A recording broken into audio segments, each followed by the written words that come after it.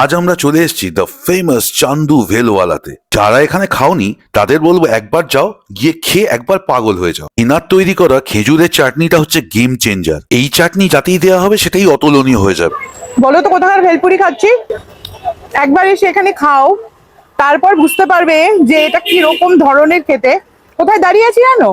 Southern এভিনিউতে। এই যে দেখো, সাদার্ন এভিনিউতে দাঁড়িয়ে আছি, সামনে গাড়ি যাচ্ছে, ভেলপুরি খাচ্ছি। এর থেকে ভালো আর কি হতে পারে বলো?